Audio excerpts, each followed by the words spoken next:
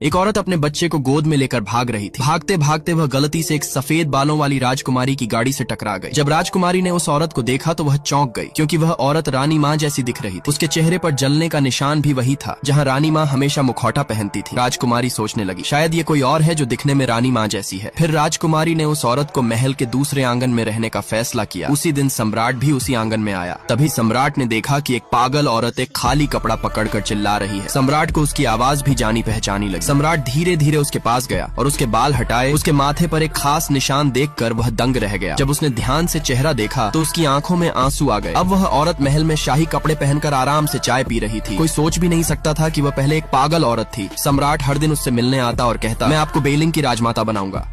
इस लड़के ने अपने दादाजी के अंतिम संस्कार पर एक मोबाइल फोन उनके पॉकेट में रख दिया था और जब उन्हें दफनाया जाता है तो यह फोन भी उनके साथ दफन हो जाता है। कुछ दिन बाद इस लड़के को अपने दादाजी की याद आने लगती है और वो उस फोन पर एक मैसेज करता है जो फोन उसने दादाजी के पॉकेट में रखा था। जब माइक अपना फोन साइड पे रखता है कि तभी बाहर अचानक ही बिजली कड़कने लगती। जब वह सुबह उठता है तो उसके पास दादाजी का रिप्लाई आता है, लेकिन वो रिप्लाई कोड वर्ड में होता है। ये मैसेज देखकर माइक डर जाता है और नीचे जाकर अपने पिता को बताता है कि दादाजी की मौत नहीं हुई है। उसके पिता को उस पर विश्वास नहीं होता है और उन्हें लगता है कि माइक फालतू बातें कर रहा है। लेकिन जब माइक उन्हें वो मैसेज दिखाता है तो वो कहते हैं कि ये मैसेज किसी तकनीकी खराबी के कारण आया है और वो बताते हैं कि उनकी मौत हार्ट अटैक के कारण हुई है, जिसको डॉक्टर ने भी कंफर्म किया है। हालांकि माइक को लगता है कि उसके दादाजी जिंदा है, क्योंकि मैसेज में जो कोड वर्ड था वो सिर्फ उसे और उसके दादाजी को ही पता था। फिर माइक उस जगह जाता है जहाँ उसके दादाजी को दफनाया गया था। उनके मोबाइल पे फोन करने पर उसे अंदर से अजीब आवाज सुनाई देती है, शायद उसके दादाजी सच में जिंदा है। माइक पूरे स्कूल में सिर्फ अकेला ऐसा बच्चा था जो लड़का था। स्कूल के पहले दिन माइक को लगता है कि शायद स्कूल में इसके अलावा और भी लड़के पढ़ते हैं, लेकिन इसे अपने चारों तरफ सिर्फ लड़कियां ही दिखाई देती हैं। स्कूल की सारी लड़कियां इसे देख के पागल हो जाती है,